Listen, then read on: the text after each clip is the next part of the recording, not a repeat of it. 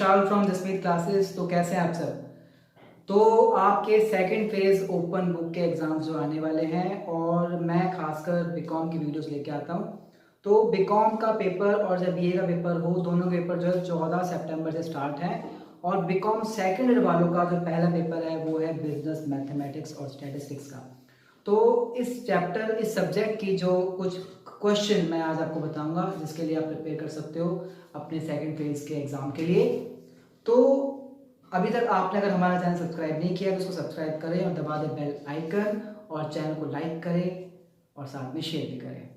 चलिए आगे बढ़ते हैं और मैं आपको बताता हूँ कुछ इंपॉर्टेंट टॉपिक्स जो आपके बिजनेस मैथमेटिक्स और स्टैटिस्टिक्स में आने वाले हैं।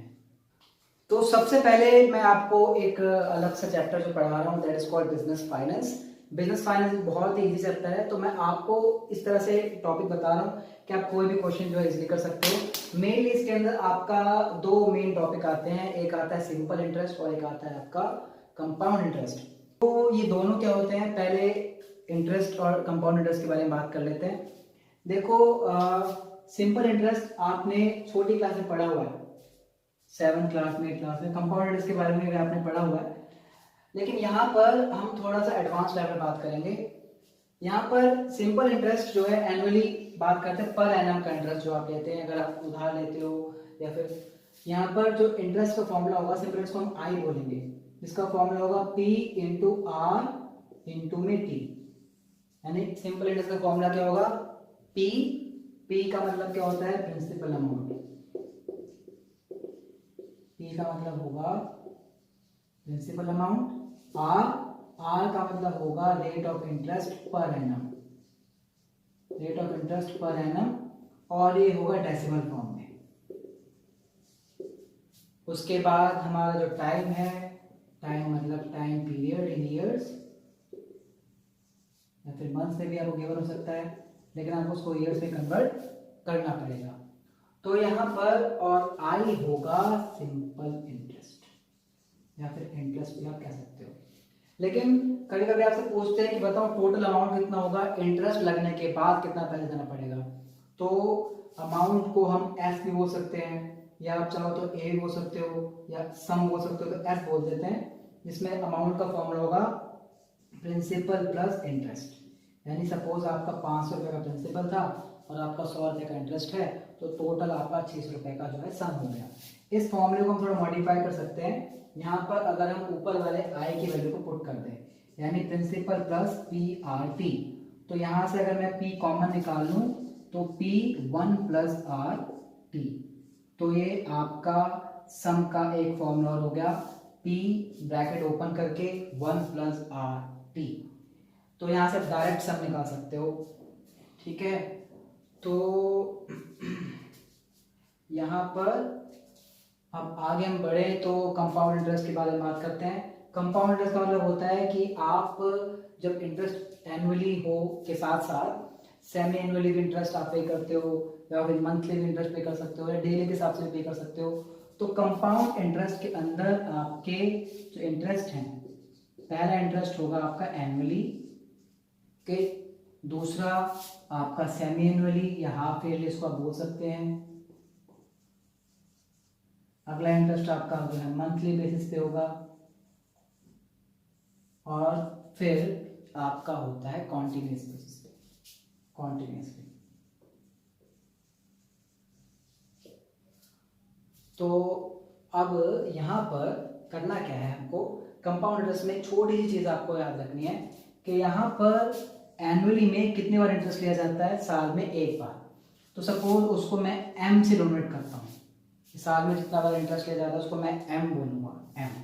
तो यहाँ पर कितना एम हो गया, अगर एनुअल इंटरेस्ट ले रहे हैं तो एम इज इक्वल टू हो गया हमारा 1। और अगर हम सेमी एनुअली बात करें, अगर हम सेमी एनुअली बात करें तो जो एम होगा हमारा वो होगा 2, क्योंकि साल में 2 बार इंटरेस्ट हम देते हैं। मंथली में एम जो होगा हमारा साल में 12 बार इंटरेस्ट होगा। एक चीज जो यहाँ पे मैंने नहीं लिखी है वो है क्वार्टरली। कॉन्टिन्यूसली से पहले हमें लिखना है क्वार्टरली। क्वार्टरली का मतलब होता है साल में कितने क्वार्टर होते हैं, साल में 4 क्वार्टर होते हैं, यानी 3 महीने का एक क्वार्टर होता है। इसका मतलब साल में आपके पास हो गए 4 बार इंटरेस्ट आपको लेना है। कॉन्टिन्यूसली एक अलग टॉपिक है, इसको अलग से डिस्कस किया जाएगा। तो यहाँ पर याद रखना m जो मैंने बोला है, m एनुअली में 1 होगा, सेमी एनुअली में m2 होगा और मंथली में m12 होगा, क्वार्टरली में m4 होगा। तो अभी हम क्या करते हैं, सबसे पहले सिंपल इंटरेस्ट का एक एग्जांपल उठाते हैं, उसके बाद मैं कंपाउंड इंटरेस्ट का एक फॉर्मूला कराऊंगा। तो चलो शुरू करते हैं हम सिंपल इंटरेस्ट से। तो सिंपल इंटरेस्ट में मैंने एग्जांपल लिया, सपोज प्रिंसिपल आपका 500 है, रेट ऑफ इंटरेस्ट जो है 10% पर एनम है, 10% को मिल सकते हैं 0.1 और आपका जो टाइम गिवन है वो है 2 साल का। तो अगर हम इंटरेस्ट का फॉर्मूला लगाए तो इंटरेस्ट का फॉर्मूला क्या होता है, PRT, यानी P को R से मल्टीप्लाई कर दो, फिर टाइम से मल्टीप्लाई कर दो। तो प्रिंसिपल हमारा कितना है, 500 इंटू में 0.1 इंटू में 2, 500 को 0.1 से मल्टीप्लाई करेंगे तो आएगा 50, यानी 500 का 10% हो गया 50 और 50 को 2 से मल्टीप्लाई करने जाएगा 100। तो आपका जो टोटल इंटरेस्ट होगा वो हो जाएगा 100। उसके बाद हम बात करते हैं सम की, टोटल सम कितना होगा, प्रिंसिपल इंटरेस्ट ऐड कर दो, यानी आपका हो जाएगा 500 प्लस 100, तो आपका हो जाएगा 600। आप चाहो तो डायरेक्ट सम निकाल सकते हो, एक फॉर्मूला और लगा के जो मैंने आपको बताया था, P1 प्लस RT। तो P1 प्लस RT यानी 500 1 प्लस 0.1 इंटू में 2, यानी हो जाएगा 500 ब्रैकेट ओपन 1.2। अगर इसको मल्टीप्लाई करेंगे तब इसका आंसर क्या आ जाएगा, 600। तो ये था हमारा सिंपल इंटरेस्ट का क्वेश्चन। अब हम करते हैं कंपाउंड इंटरेस्ट का क्वेश्चन। आपको जिस तरह से बता रहा हूँ, आप कोई भी क्वेश्चन अप्लाई कर सकते हो, फॉर्मूला आपका जो सेम है, बस कुछ आपको वर्ड प्रॉब्लम हो सकते हैं, क्वेश्चन में पूछा क्या है, उसके लिए आप प्रैक्टिस करो अपने 10 ईयर से, अपने बुक से। और कोई भी दिक्कत होगी तो आप मुझे भी व्हाट्सएप मैसेज कर सकते हो, मेरा नंबर है 9899238433। और आपको अगर ऑनलाइन क्लास की रिक्वायरमेंट है किसी भी कॉमर्स के सब्जेक्ट को लेकर, तो उसके लिए भी आप मुझे कॉल कर सकते हैं या व्हाट्सएप कर सकते हैं। मेरा व्हाट्सएप नंबर आपको डिस्क्रिप्शन बॉक्स में मिलेगा। अब हम आगे बढ़ते हैं। हाँ जी, बात है कंपाउंड इंटरेस्ट पर। कंपाउंड इंटरेस्ट के बारे में बताया था आपको कि उसमें annually, monthly, semi annually, continuously, quarterly basis पर जो इंटरेस्ट कैलकुलेट किया जाता है। तो अब हम थोड़ा इसका एक फॉर्मूला कर लेते हैं। तो कंपाउंड इंटरेस्ट में हम क्या करते हैं, डायरेक्ट सम निकालते हैं। इसका सम का फॉर्मूला क्या होता है, प्रिंसिपल 1 प्लस i की पावर n, ये इसका फॉर्मूला होता है। तो sum is equal to principal 1 plus i की पावर n। अब यहाँ पर ये सब चीजें क्या है, उनको हम डिस्कस करते हैं वन बाय वन। तो s का मतलब होता है सम और अमाउंट।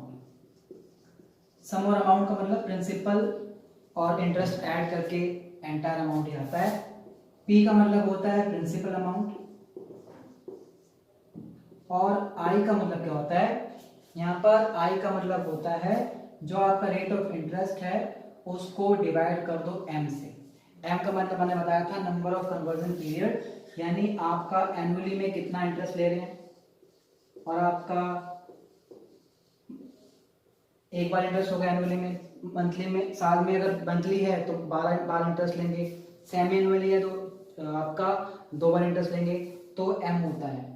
और यहाँ पे n का मतलब होता है आपका जो भी टाइम पीरियड है उसको मल्टीप्लाई कर देते हैं m से, यानी नंबर ऑफ कन्वर्जन पीरियड से।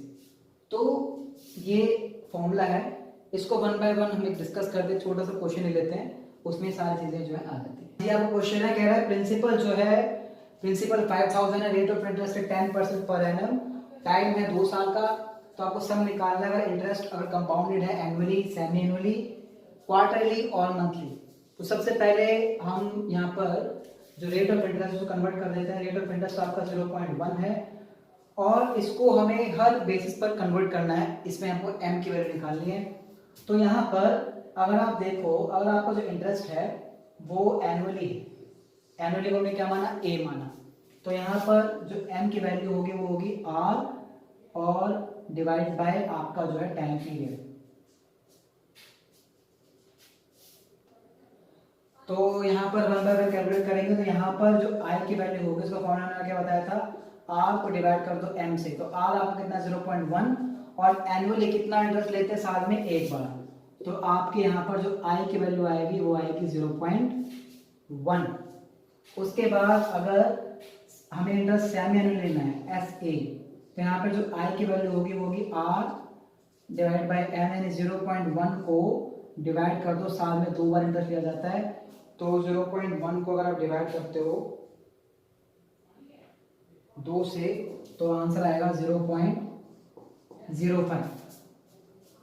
उसके बाद अगर आपका इंटरेस्ट क्वार्टरली है तो यहाँ पर I की वैल्यू होगी R डिवाइड बाई एम, यानी 0.1 डिवाइड बाई 4। अगर आप 0.1 को डिवाइड बाई 4 करोगे तो आपका आंसर आ जाएगा 0.025। उसके बाद अगर आप इंटरेस्ट जो है मंथली बेस पे ले रहे हैं तो I आपका हो जाएगा R डिवाइड बाई एम, यानी 0.1 डिवाइड बाई 12। साल के 12 महीने, तो उसको साल के 12 महीने डिवाइड करेंगे तो आंसर आएगा हमारे पास 0.0833। तो ये आपके मैंने क्या किया है, I की वैल्यू निकाली है। तो साथ साथ आप इसमें N की वैल्यू भी निकाल सकते हैं। यहाँ पे आपका जो रेट ऑफ इंटरेस्ट है वो 0.1 है, तो N हमारा टाइम पीरियड के हिसाब से निकलेगा। तो टाइम यहाँ पे कितना है, 2 साल का। तो अगर हम एनुअली बेसिस पे N निकालें तो यानी 2, तो आपका हर बार आप 2 साल तो लिखोगे ही।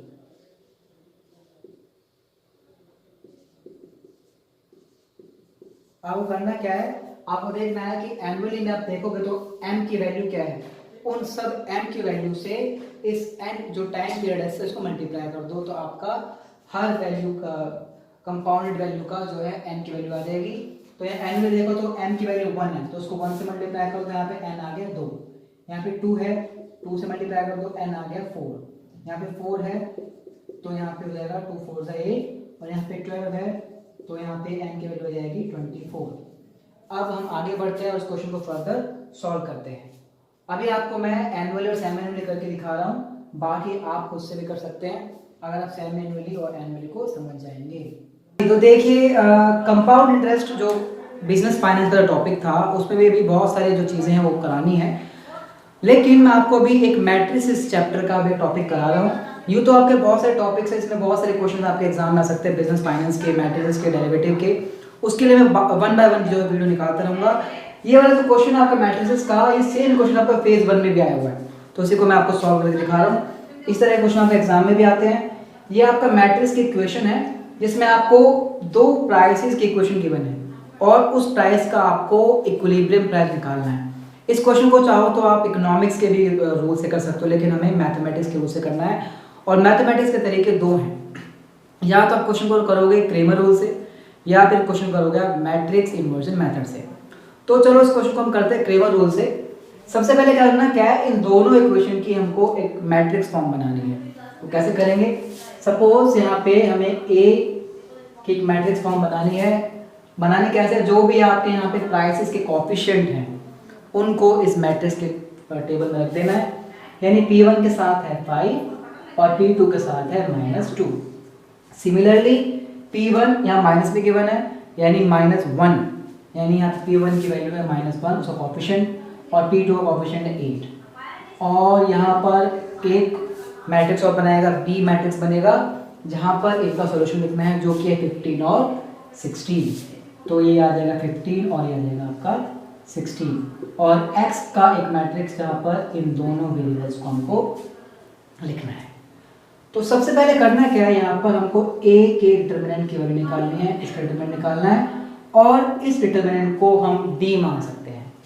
तो डिटर्मिनेंट निकालना कैसे, क्रॉस मल्टीप्लिकेशन करनी है आपको अपने राइट साइड से। 8 को 5 से मल्टीप्लाई करना है और -1 को मल्टीप्लाई करना है -2 से, और बीच में लगा देना है माइनस। तो करना क्या है, 8 multiplied by 5 minus -1 multiplied by -2। इसको फर्दर सॉल्व करते हैं। 8 मल्टीप्लाइड बाय 5 हो गया 40, और -1 को -2 से मल्टीप्लाई करेंगे तो आ जाएगा 2। तो डिटरमिनेंट की वैल्यू आ गई 38। अगर इसका आंसर 0 है तो आप इसको फर्दर सॉल्व नहीं कर सकते, उसको वही छोड़ दो क्वेश्चन को। हालांकि ऐसा क्वेश्चन पेपर में नहीं आएगा कि आंसर 0 आ जाएगा। तो 38 आंसर आ गया, तो आपका जो इन्वर्स है एग्जिस्ट करेगा, लेकिन हमें इसको क्रेमर रूल से करना है। अब आगे क्या करना है हमको, यहाँ पर हमें D1 और D2 की वैल्यू भी निकालनी है। तो आपका जो D1 है वो कैसे निकलेगा, D1 इज इक्वल टू 1 का मतलब होता है आपका जो फर्स्ट कॉलम है उसको आप हाइड कर दो। D1 का मतलब है फर्स्ट कॉलम को हाइड कर दो और सेकंड कॉलम की जो वैल्यू है वो आप लिख दोगे। लेकिन जो फर्स्ट कॉलम में हमने जो हाइड किया जो नहीं लिखा उसमें लिख देंगे बी, जो कि सॉल्यूशन की वैल्यू है 15 और 16। और इस क्वेश्चन को वैसे ही सॉल्व करेंगे जैसे हमने इसका डिटरमिनेंट सॉल्व किया है, यानी 8 मल्टीप्लाइड बाय 15 फिर माइनस 16 मल्टीप्लाइड बाय -2। इसको फर्दर सॉल्व करते हैं। 15 8 सा कितने होते हैं 120 और माइनस माइनस हो गया प्लस और हो जाएगा आपका 48 सॉरी 32 और यहाँ पर इसको प्लस करेंगे तो आंसर आएगा आपका 152। तो आपका जो D1 है D1 की वैल्यू आ गई 152। इसी तरह से D2 निकालेंगे। D2 में करना है कि हमको ना सेकंड जो आपका कॉलम है वो आपको एलिमिनेट करना है। सेकंड कॉलम एलिमिनेट करना है यानी आपको 5 और -1 रखना है यहाँ पे 5 और -1 और बाकी की जगह लिखना है 15 और 16। और इसको वैसे सॉल्व करेंगे 16 multiplied by 5 minus -1 multiplied by 15। तो 16 5 से कितने होते हैं 80 और 15 बनते होते हैं आपके 15। तो हम क्या करेंगे 80 और 15 को प्लस करके 15 को प्लस करेंगे आपका आंसर आएगा 95।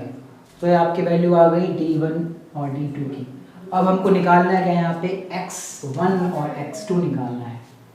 उसका एक फॉर्मूला है। अगर आप यहाँ पे x1 निकालोगे तो x1 का फॉर्मूला होगा, अगर आप D1 को डिवाइड कर दो D से, x1 का मतलब यहाँ पे P1 से है और P2 का फॉर्मूला होगा D1 को डिवाइड कर दो D2 को डिवाइड कर दो D से। ठीक है, तो आपका जो D1 है D1 हमने निकाला 152 और डिवाइड बाय 38 और आपने D2 निकाला 95 और डिवाइड बाय 38। इसको हम सॉल्व करते हैं। तो अगर हम 152 को डिवाइड करते हैं 38 से तो आपका आंसर आ जाएगा कंप्लीट 4 और अगर हम 95 को डिवाइड करते हैं 38 से तो आपका आंसर आ जाएगा 2.5। तो हमारा इक्विलिब्रियम प्राइस जो होगा P1 वो होगा 4 और P2 होगा 2.5। तो ये था हमारा क्रेमर रूल। इस तरीके को आप चाहो तो मैट्रिक्स इन्वर्जन मेथड से कर सकते हो। इसमें हमको A इन्वर्स निकालना होता है और सभी कोफैक्टर्स निकालने होते हैं। अब हमारे दो टॉपिक हमने आज किए हैं, बिजनेस फाइनेंस और एक है मैट्रिसेस। अब हम करते हैं एक इम्पॉर्टेंट क्वेश्चन जो कि आपका स्टैटिस्टिक्स में आता है। हाँ जी, स्टैटिस्टिक्स में आने वाला एक इम्पॉर्टेंट टॉपिक है जो है फिशर का इंडेक्स नंबर। बहुत बार आपने 11th क्लास में इसके बारे में पढ़ा होगा। इस तरह क्वेश्चन भी एग्जाम में बहुत बार रिपीट होता है। छोटा सा क्वेश्चन में एग्जाम्पल आपको ले रहा हूँ ताकि आप उसको इजीली कर सको। यहाँ पे फिशर इंडेक्स नंबर से हमको इस पूरे क्वेश्चन को सॉल्व करना है। यहाँ पे क्या गिवन आपको 2018 और 2020 के जो है प्राइस और वैल्यूज गिवन है। तो यहाँ पे आइटम्स में कुछ हो सकता है ABC या जो भी आप खाने पीने की चीजें यहाँ पे हो सकती है। हमने ABC लिखा, प्राइस गिवन है, वैल्यू गिवन है, प्राइस गिवन है, वैल्यू गिवन है। तो आपका जो 2018 का प्राइस है उसको हमने क्या माना P0 और जो 2020 का प्राइस उसको हमने माना P1। अब ये वैल्यू क्या चीज होती है? यहाँ पर वैल्यू का मतलब होता है V0 और यहाँ पे वैल्यू का फॉर्मूला क्या होता है P0 और Q0 को मल्टीप्लाई कर लें। P0 और Q0 को मल्टीप्लाई करें तो वैल्यू आती है और यहाँ पर V1 मानेंगे यानी P1 और Q1 को मल्टीप्लाई करें तो ये इसकी वैल्यू आती है, 2020 की वैल्यू आती है। अब यहाँ पे करना क्या है, यहाँ पे हमें चाहिए Q0 और Q1 की वैल्यू। Q0 और Q1 की वैल्यू देखो भाई, यहाँ पे आपको P0 गिवन है, वैल्यू गिवन है और आपको निकालना Q0। तो Q0 कैसे निकलेगा, वैल्यू को डिवाइड कर दो P0 से जो आपकी वैल्यू है। तो यहाँ पे बता देता हूँ इसका फॉर्मूला निकलेगा, जो भी आपकी वैल्यू है या इसको जो भी इसको V1 माना, V0 को डिवाइड कर दो आप P0 से तो आपकी Q0 की वैल्यू आ जाएगी। ऐसे आप अगर Q1 निकालना है तो V1 को डिवाइड कर दो Q1 से। तो यहाँ पे जो आपका V0 है ये 100 है, 100 को 10 से डिवाइड करने पर आ जाएगा 10। 96 को अगर आप 8 से डिवाइड करेंगे तो क्या आंसर आ जाएगा 8 1 8 और 12 और 144 को 12 से डिवाइड करेंगे तो आ जाएगा 12। सिमिलरली Q1 निकालना है यानी इस वैल्यू को जो V1 की वैल्यू उसको डिवाइड कर देंगे हम P1 से, तो 96 को 12 से डिवाइड करेंगे तो आ जाएगा 8, और 104 को करेंगे 8 से तो आ जाएगा 3, और 120 को 15 से करेंगे तो आपका क्या आंसर आएगा 8। तो ये आपका वैल्यूज आ गई। फिशर क्या कहते हैं, फिशर का फॉर्मूला वो बता देता हूँ। यहाँ पे हमको किसका टोटल चाहिए। फिशर के इंडेक्स नंबर का जो फॉर्मूला है वो क्या कहलाता है, sigma P1 upon sigma P0 और सिग्मा P1 अपॉन में सिग्मा P0। ये मैंने 2 बार भी लिख दिया। यहाँ पे करना क्या है, एक बार इसको मल्टीप्लाई करना है आपको Q0 से, और एक बार मल्टीप्लाई करना है Q1 से, और उसका कर देंगे अंडर रूट, और साथ में करेंगे 100 से मल्टीप्लाई भी। अब यहाँ पे हमको P0 Q0 की वैल्यू पता है, और हमको P1 और Q1 की वैल्यू पता है। ये जो P0 Q0 है इसकी वैल्यू हमें पता है, P1 Q1 इसकी वैल्यू हमें पता है। अब हमें निकालना क्या है, हमें निकालना है P1 Q0 की वैल्यू, और हमें चाहिए P0 और Q1 की वैल्यू। यहाँ पे कॉलम और बनाएंगे P1 Q0 का, और एक कॉलम और बनाएंगे P0 और Q1 का। ध्यान से मल्टीप्लाई करना है, क्योंकि मल्टीप्लाई करते टाइम यहाँ पर जो है बहुत मिस्टेक्स हो जाती है। इसको आप चाहो तो एक सिस्टमेटिक तरीके से एक लाइन अगर खींचोगे तो आपको इजीली पता लग जाएगा किसको किससे मल्टीप्लाई आपको करना है।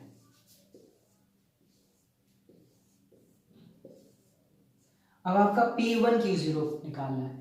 P1 Q0 का मतलब क्या होता है, P1 को Q0 से मल्टीप्लाई करना है। तो आपका P1 है 12 और Q0 है 10, तो 12 को 10 से मल्टीप्लाई करेंगे तो क्या आ जाएगा आपका 120।